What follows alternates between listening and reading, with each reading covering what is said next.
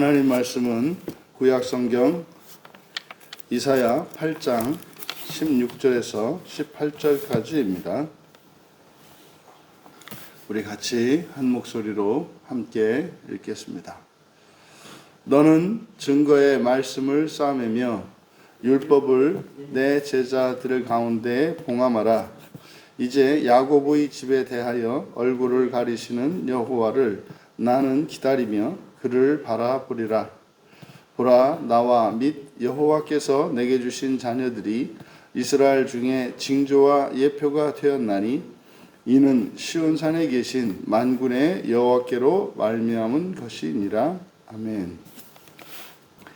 틀림없이 확실한 일이라는 제목으로 말씀의 은혜를 나누고자 합니다.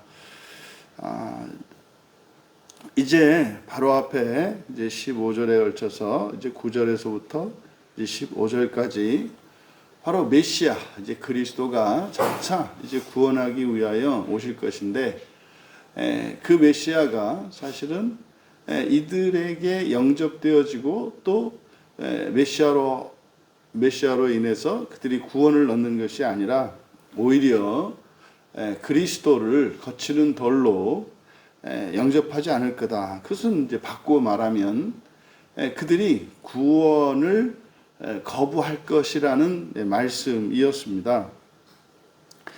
이제 이 계시를 받은 이제 이사야가 자신의 제자들 중 누군가에게 전하는 말씀입니다. 그래서 지금 여기서 16절에 너는 누구인가, 그리고 나는 누구, 이어지는 나는 누구인가, 이것은 이제 이사야와 그리고 제3자 이사야가 자신이 받은 그 계시의 말씀을 다른 누군가에게, 그래서 이것을 이제 제자들로 이제 봅니다. 그래서 16절에 제자들이라고 번역했는데 여기가 림무드, 그래서 가르침 받은 이라는 형용사거든요. 그러니까 가르침 받은 사람, 그래서 제자라고 이제 번역을 한 겁니다. 근데 이제 뒤에 이사야서 50장 4절에 가면은 이 단어를 학자라고 번역을 하죠. 그래서 배운 사람, 가르침 받은 사람인데 나에게 가르침 받은 사람, 그러니까 여기서는 내 제자들 이렇게 이야기를 한 겁니다. 그러니까 지금 이사야가 자신의 제자 중 누군가에게 이제 전한 말씀입니다. 근데 그것이 누군지는 정확하지 불분명합니다. 그런데 이제 그 제자에게 이사야가 한 이야기는 내 증거의 말씀을 싸매며 율법을 내 제자들 가운데 봉함하라. 지금 16절에 이 말씀, 그래서 증거의 말씀을 싸매라 라고 하는 이 말씀을 이제 학자들에 따라서 여러 가지 의미로 번역을 합니다. 그래서 이게 실제로 정확하게 뭐다라고 이야기하기에는 이렇게 정확하게 이렇게 번역할 수 있는 말이 아닙니다. 그래서 이거를 이제 어떤 사람들은 감추는 거라는 거죠.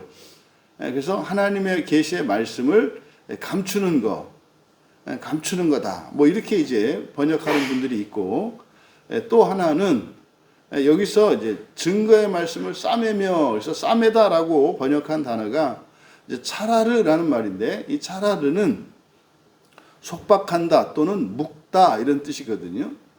그래서 이제 어떤 물건이나 이런 거 할 때는 조이고 압박하고 이런 의미입니다만, 이게 앞에 있는 목적어가 무엇이냐에 따라서 이 싸맨다는 이 차라르가 이제 긍정적인 의미를 나타낼 수도 있고 부정적인 의미를 나타낼 수도 있어요. 이제 앞에 있는 증거의 말씀이라고 번역한 게 이제 테우다라는 히브리어를 이렇게 번역한 건데, 이 테우다라고 하는 이것은 이제 증서입니다. 증서. 이것을 이제 증거의 말씀이라고 이제 번역을 했습니다만은 증서입니다. 증서. 그러니까 이 증서는 사실 앞에 8장 1절과 2절과 관련되어 있습니다. 1절과 2절에 이사야가 여호와로부터 받은 말씀이 뭐였습니까? 서판, 큰 서판을 준비해라. 그리고 거기에다가 말살랄 하스바스 이걸 써라. 이렇게 했지 않습니까? 그리고 증인을 세워라. 증인 둘을 세워라. 이게 이제 1절과 2절에 이사야가 여호와 하나님으로부터 계시를 받았을 때 그것을 그대로 재현하고 있는 장면입니다. 그러니까 여호와께서는 이사야에게 서판을 준비해놨고 거기에 이제 여호와께서 주시는 말씀을 기록하라 그랬잖아요. 그러니까 지금 이사야도 자신의 제자 누군가에게 자기가 여호와로부터 받았던 그 계시를 전하고 있는 장면입니다. 그래서 여기서 증거의 말씀 이것을 그대로 증서라고 번역을 하면 너는 증서를 싸매며라고 하는 게 이제 어떤 음식이나 이런 것들은 포장지에 싸는 게 되고요. 근데 여기서는 지금 사실은 말씀과 관련된 거잖아요. 그래서 증서를 묻고 그러면 이게 사실은 이제 책을 만들라는 얘기죠. 책을 만들라는 얘기입니다. 뭐 두루마리나 이런 것들을 이제 묶어서 책으로 만들잖아요. 그래서 그대로 너는 증서를 묻고 그 다음에 율법을 내 제자들 가운데 봉함하라. 여기서 이제 봉함하라라고 번역한 단어가 핫함인데 이게 도장을 찍는다는 뜻이에요. 도장을 찍. 그래서 뭐 봉인하다 그러죠. 도장 찍는 겁니다. 도장 찍는 게 어떤 의미죠? 이게 편지를 보낼 때 그 안에 있는 내용을 이렇게 사실은 확인하는 거죠. 봉인의 의미는 이렇게 안에다가 넣고 열지 못하도록 잠근다는 의미도 있습니다만 사실은 이 도장을 찍은 것은 뭡니까? 그 안에 들어있는 것은 뭐다? 나의 편지다. 이것이 틀림없는 나의 편지다라고 하는 표시잖아요. 그래서 여기에 우리말 성경에서는 내 제자들 가운데 이렇게 되어 있습니다만은 여기는 그대로 내 제자들, 다시 말해 내 가르침을 받은 자들로 봉인하라. 그러니까 16절은 뭡니까? 너는 증서를 묻고 했을 때 이 증서라고 하는 것은 앞에서부터 지금 8절에서부터 8장 1절에서부터 지금 이사야가 전했던 여호와의 계시를 말한다고요. 그것을 제자에게 어떻게 하라는 거예요? 묶어서 잘 보관하라는 거예요. 그 다음에 그게 맞는지 틀리는지 정확한지 그것을 어떻게 해라? 제자들로 하여금 확인시키라는 거죠. 그래서 정확한 내가 너희에게 전한 이 계시의 말씀을 잘 정리해서 제자들이 그것을 확인하고 도장을 찍으라는 겁니다. 이게 지금 16절의 말씀인 거예요. 그러니까 지금 16절의 내용은 뭡니까? 이사야가 여호와로부터 받았던 계시를 어떻게 했다? 누군가에게 전수한 사실을 기록하고 있는 겁니다. 오늘날 우리가 이 성경을 가지고 있는 것은 바로 이런 과정을 거친 거죠. 누군가에게 또 다른 자기의 후손에게 하나님의 말씀을 전했고 또 전할 때 그것을 확인시킨단 말이에요. 이게 과연 성경 원본과 맞는지 틀리는지를 확인한다고요.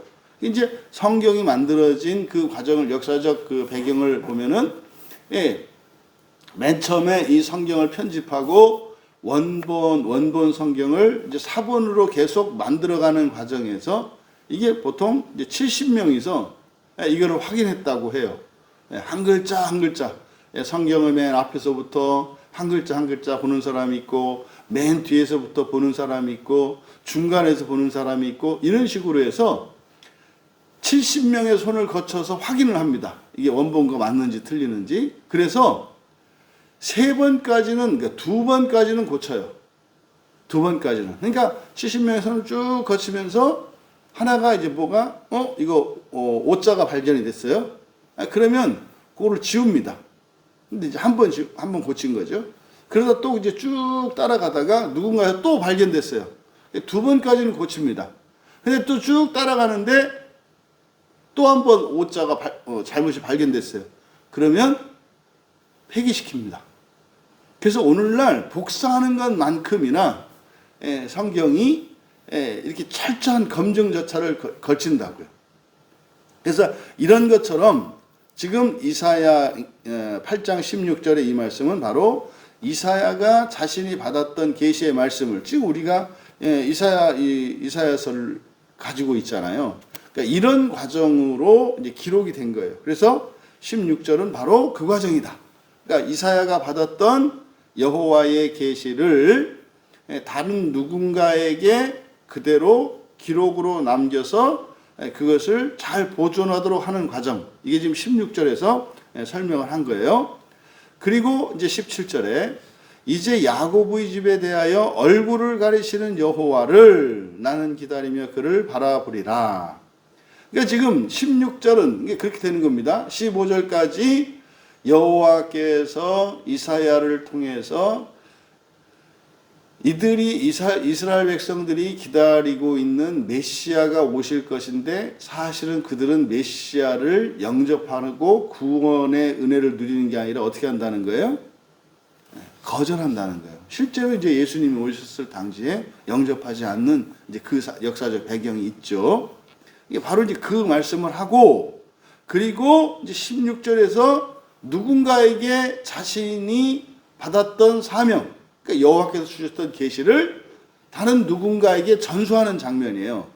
그리고 17절이 그리고 연결되어 있거든요. 16절과 17절이 연결되어 있어요. 그리고 이제 야곱의 집에 대하여 얼굴을 가리시는 여호와를 나는 기다리며, 그러니까 16절에서 제자들 중 누군가에게는 그거를 기록하라 그랬고 그걸 사실인지 제자들이 확인해서 그것을 봉인하라 그랬잖아요. 그러니까 너희들은 이렇게 나는 기다리겠다는 거예요. 여호와를 기다리겠다는 거예요. 그러니까 지금 내용인즉슨 뭡니까? 지금 자신의 사명을 누군가 제자들에게 전수해주고 자신은 여기에 남아서 기다리겠다. 그러니까 사실은 이게 일종의 이사야가 제자들에게 자신의 사명을 위임하는 장면인 거예요. 근데 이사야는 그럼 이사야는 어떻게 하겠다? 야곱의 집에 대하여 얼굴을 가리시는 여호와. 그럼 여기서 얼굴을 가리신다. 이게 무슨 말일까? 우리가 이제 축도할 때도 민수기 말씀을 가지고 합니다만 얼굴을 너희를 향하여 드사 얼굴을 돌리사 이렇게 얘기를 하잖아요. 그래서 여호와 하나님의 얼굴을 향한다, 얼굴을 돌린다라고 하는 의미는 은혜와 평강과 복을 주시는 것을 의미해요. 그러면 얼굴을 가리신다라고 하는 것은 뭐예요? 은혜를 가리고 평강을 가리고 복을 가린다는 의미예요. 그러니까 야곱의 집에 대하여 얼굴을 가리시는 여호와. 근데 왜 여러분 야곱이라고 할 때와 이스라엘이라고 할 때는 우리가 잘 구분해야 합니다. 야곱은 사람이고요. 이스라엘은 신이란 말이에요. 이스라엘 신 이름이잖아요. 그러니까 우리가 양성교리를 가지고 있어요. 인성과 신성을 겸비하신 분, 예수 그리스도의 속성이죠. 그래서 참 하나님이며 참 사람이다. 이게 사실은 구약에서는 야곱과 이스라엘이 의미하는 거거든요. 그러니까 야곱은 인간적인, 너무나 인간적인. 그런데요, 이스라엘은 뭐예요? 신인이라고, 신인. 그래서 사실은 야곱과 이스라엘이라고 할 때 인성을 드러낼 때 야곱, 그리고 신성, 영성을 드러낼 땐 이스라엘. 이렇게 되는 거예요. 우리들 그리스도인이 두 이름을 가지고 있죠. 그래서 바울 사도도 이 세상과 하늘 사이에 끼어 있는 중간적 존재로서 곤고한 자로다 이렇게 얘기한단 말이에요. 곤고한 자로다. 그리고 내 마음은 소원이 하나님 나라에 있어. 근데 내 육체는 이 땅에 있어. 그래서 늘 찢기고 갈리죠. 이런 이중적 정체성에 대한 이런 고민을 바울 사도도 평생 느낀단 말이에요. 그러니까 지금 여기서 야곱이라고 할 때는 그러니까 뭐겠어요? 이거는 세속화된 이스라엘을 말하는 거죠. 그러니까요, 이스라엘이 야곱으로 이렇게 세속화되면 여호와께서는 어떻게 하신다는 거예요? 그들에게 향하신 그 은혜와 평강과 복을 멈추신다고요. 가리신다고요. 그러니까 여러분, 교회도 마찬가지입니다. 교회가 세속화되어지면 하나님이 은혜를 멈추세요. 중단하신다고. 그러니까 이게 지금 오늘날 많은 기독교인들이 착각하고 있는 거죠. 그냥 십자가를 세우고 교회입니다. 그러면 하나님의 은혜가 임할 걸로 알죠. 아니 여러분, 하나님의 은혜의 방편은 성경이란 말이에요. 성경이 선포되지 않는 곳에 은혜가 있을까요? 없어요. 있으면 좋겠는데요. 없다고요. 그렇게 되는 게 아니에요. 지금 여기 17절에서도 바로 야곱의 집으로부터 그의 얼굴을 숨기신다. 그러니까 바로 복과 은혜와 평강을 가리신다는 거예요. 그런데 그 여호와를 뒤에 기다리고 바라본다. 기다리고 바라본다. 이제 비슷한 의미입니다. 그래서 하카흐, 기다리고 있는, 오기를 바란다는 거죠. 오기를 바란다는, 이게 열망하는 거예요. 갈망하는 거예요. 기다리는 거예요. 근데 뒤에 바라보리라, 뒤에 사용한 것은 이제 카와, 이게 이제 우리가 이야기하는 소망하다입니다. 소망하다. 의미는 비슷합니다만 앞에 하카흐, 이거는 무엇인가를 기다린다. 이것은 뭐 갈망한다 이런 의미고, 뒤에 있는 카와, 이거는 소망하다. 소망은 어떤 의미지요? 이거는 반드시 이루어지는 겁니다. 그러니까 하나님이 이 세속화된 우상숭배에 빠진 이스라엘에서 얼굴을 가리셔 은혜와 복과 평강을 멈추셨단 말이에요. 그때 이제 자신의 사명을 제자들에게 하도록 위임하고, 자기는 어떻게 한다는 거예요? 은혜가 거두어진 그 이스라엘 민족 가운데 어떻게 하겠다? 함께 임하겠다는 거죠. 이건 마치 예수님께서 이 세상을 구원하시기 위해서 죄 가운데 있는 세상으로 오시는 것과 같죠. 이게 뭡니까? 이게 선한 고난이에요. 그러니까 이사야는 하나님의 말씀을 그때 믿는단 말이에요. 자기는 여기서 피할 수 있단 말이에요. 근데 이사야가 선택한 건 뭐예요? 같이 망하겠다. 같이 망하겠다. 같이 어둠 가운데 처하겠다. 이게 마치 하늘에서 이 세상으로 내려오시는 예수 그리스도. 또 십자가에서 죽으시고 지옥으로 내려가시는 예수 그리스도. 그러니까 이게 자기 비하를 나타낸다고요. 그런데 그런 상황이 어떨 거다? 중단이 끝나는 날이 올 거고 반드시 회복될 것이라고 하는, 다시 말해 여호와께서 다시 이스라엘을 향하여 얼굴을 비추고 얼굴빛을 드러내 주실 것을 믿고 소망하고 있다는 거죠. 그러니까 그날에 회복되는 그날을 위해서. 그러면요, 이때 이사야는 어떻게 하겠습니까? 기도하면서 그 믿음을 지키며 소망하고 있겠다는 거죠. 이어 18절에서 보라, 나와 및 여호와께서 내게 주신 자녀. 여기서 보라, 힘내, 이것도 강조하는 용법이잖아요. 자, 보라, 이 강조하는 거예요. 그 다음에 나, 너, 이런 대명사는 쓰지 않는단 말이에요. 왜? 구약의 히브리어나 신약의 헬라어 둘 다 동사 안에 주어의 인칭, 격수를, 인칭과 격과 수를 다 포함해요. 동사 안에. 그래서 우리가 할 때, 뭐 일기를 쓸 때 우리나라에서도 나는 오늘 이란 말을 빼잖아요. 왜? 일기 자체가 나의 이야기를 쓰고 그 이야기는 오늘의 이야기니까. 우리 이제 초등학교 때 그렇게 했단 말이에요. 그러니까 그래서 히브리어에서도 나라는 말은 쓰지 않아요, 원래. 나는 뭐 했다 그러지 않습니다. 그냥 동사만 쓴다고요. 그런데 여기는 나를 의미하는 대명사 아노키를 써요. 아노키. 그러니까 이건 굉장히 강조하는 거예요. 힘내라는 말도 강조하는 말이고, 나라는 말도 사용하지 않는데 사용했고, 그 다음에 맨 앞에 사용했어요. 그러니까 삼중으로 지금 강조하고 있어요. 그러니까 이것은 바로 앞에 17절에 있는 내용이 뭡니까? 이 소망을, 믿음과 소망을 얘기했다 그랬잖아요. 그걸 확실하는 거예요. 그러니까 믿음과 소망에 대해서 이 확실하다라고 하는 것을 여기서 지금 강조하고 있어요. 보라, 나와 및 여호와께서 내게 주신 자녀. 예, 이제 어린 자녀들이에요. 예, 이스라엘 중에 징조와 예표가 되었다. 예, 여러분 여기서 지금 이들에게 이사야를 통해서 하나님께서 주셨던 징조가 뭐였습니까? 임마누엘, 마엘살랄, 하스바스. 이게 처녀가 낳은 아이잖아요. 처녀가 낳은 아이. 그게 이제 징조였잖아요. 임마누엘의 징조. 처녀가 아이를 낳는. 그건 뭐라 했습니까?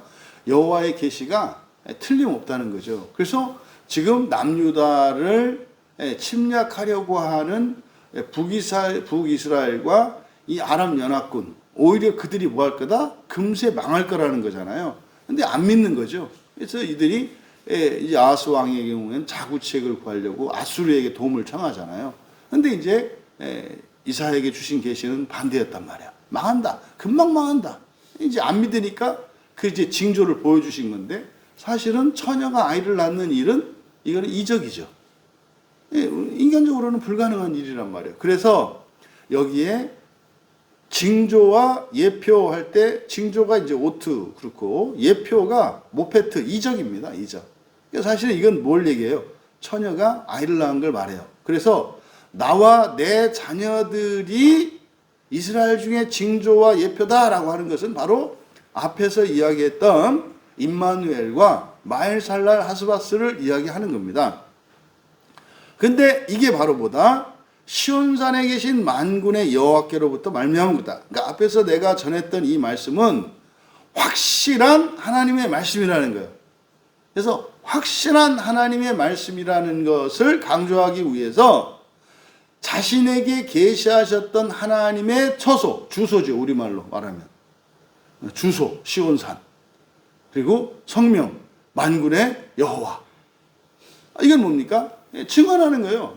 어디에 사는 누가 나에게 이게 이제 정확한 소스, 증거를 대는 거죠. 지금 18절에서 바로 자신이 받은 계시가 어떤 계시다? 여호와 하나님으로부터 받은 만군의 여호와로부터 받은 직접적인 계시이고 이게 틀림없다라고 하는 것을 18절에서 얘기하고 또 그 증인이 나와 내 자녀들이다. 이 자녀 자체가 사실은 누구예요? 하나님의 계시에 따라서 태어난 아이들이고 얘들이 사실은 뭐예요? 징조일 뿐만 아니라 뭐다? 이적이니까. 그러니까 지금 사실은 이 16절에서 18절 설교의 제목을 틀림없이 확실한 일이라고 했습니다만 결국 이사야가 이야기하는 아주 틀림없고 확실한 일이 뭡니까? 이스라엘은 메시아를 걸림돌로 넘어지게 하는 반석으로 그리고 함정과 올무로 생각할 거라는 거예요. 그러니까 여호와의 구원을 절대로 받아들이지 않을 것이다라는 거예요. 그러면 저들은 멸망하게 두고 나는 구원의 길을 가겠다? 아니다. 나도 저들과 함께 멸망의 길을 갈 거다. 그런데 반드시 회복하신다. 왜? 내가 있으니까. 그 믿음을 지키고 소망을 가지고 있는 내가 있으니까. 그 한 사람이 있다면 하나님께서는 반드시 회복시킬 것이다. 그러니까 멸망당할 수밖에 없는 메시아가 오셔도 그 영접하지 않고 그 구원의 은혜를 누리지 못하는 이런 멸망당할 수밖에 없는 이 마엘살랄 하스바스 같은 이 이스라엘 내 민족이 영원히 멸망하지 않도록 나도 그들 가운데 거해서 여호와께서 구원하실 여호와의 은혜를 내가 기다리겠다. 하지만 이 사명은 계속되어야 하니까 너희들이 이 사명을 감당해라. 이게 예수님이 제자들에게 이 세상을 맡기시고 십자가에 오르시고 죽으시고 승천하는 것과 똑같은 구도죠. 똑같은 구도죠. 우리도 마찬가지입니다. 우리가 인생을 다 마치고 우리의 자녀들에게 이 세상과 시대를 맡기고 우리가 주님 품으로 갈 날이 와요. 바로 이 16장 16절에서 18절의 이 말씀은 마치 이사야가 자신의 임종 앞에서 제자들에게 유언하는 것과 같은 그런 말씀이다. 두 가지죠. 틀림없는 게 뭡니까? 지금 이대로라면 반드시 망한다. 반드시 망한다. 그래요? 그럼에도 또 틀림없고 확실한 게 뭐예요? 반드시 구원하신다. 반드시 구원하신다. 회복되는 날이 온다. 그러면은요, 그러면 반드시 망하고, 그리고 반드시 회복될 것이지만, 그 안에 어떤 일이 일어나는 거예요? 하나님이 주시는 은혜와 평강과 복이 사라질 것이다. 이게 사실은 예수님께서도 그리고 구약의 선지자들이 이야기하는 종말 현상이죠. 처처에 전쟁이 있을 것이고, 기근이 있을 것이고, 자연재해가 있을 것이고, 거짓이 난무할 것이고, 그게 바로 하나님의 은혜와 복과 평강이 사라졌을 때 나타나는 현상인 거죠. 여러분, 이것을 오늘날 우리들의 말씀에 적용한다면, 우리들의 상황에 적용한다면, 여러분이 있기 때문에 망하지 않습니다. 하나님은 얼굴빛을 감추지 않을 것입니다. 한 교회가 첫째 부활의 소망을 붙들고 그 믿음을 지키며 살아가는 것이 얼마나 중요한 것인가를 우리에게 가르쳐 줍니다. 이사야를 통해서 예언되었던 하나님의 경고의 말씀은 그대로 역사적으로 실현이 됩니다. 그래서 우리는 그걸 거스르지 않은 거잖아요. 한 교회가 깨어 있다면 이사야가 그 민족을 포기하지 않고 구원의 하나님의 구원에 대한 소망을 잃어버리지 않았던 것처럼 한 교회가 등불을 끄지 않고 이 어두운 세상에 존재한다면 반드시 하나님의 구원은 임한다. 그런데 그 정도가 아니라 거기서 한 걸음 더 나아가 온 세상과 모든 인류를 첫째 부활을 믿고 그 소망을 위하여 살아가는 교회가 있다면 반드시 회복될 것이다. 반드시 회복될 것이다. 이사야 이 말씀을 통해 예수 그리스도의 마지막과 또 이사야의 이 계시의 말씀을 연결 지음으로써 우리가 그렇게 또 이 세상에 함께 머무르는 동시에 또 그 사명을 다하는 제자의 사명을 영광스럽게 기쁘게 감당하는 우리 모두 되시기를 주님의 이름으로 축원합니다. 존귀하신 하나님 아버지, 이사야 이 말씀을 저희들이 살펴보며 주님께서 제자들에게 십자가에 오르시기 전에 하셨던 그때의 장면과 같이 겹치는 것을 깨닫게 됩니다.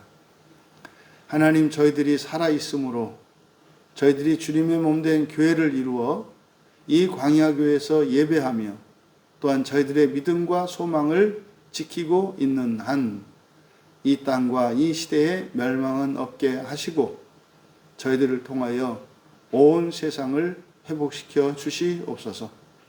그래서 단 한 사람도 지옥에 처하지 않고 저희들을 통하여 하나님의 기뻐하시는 구원의 뜻이 이루어지게 하옵소서.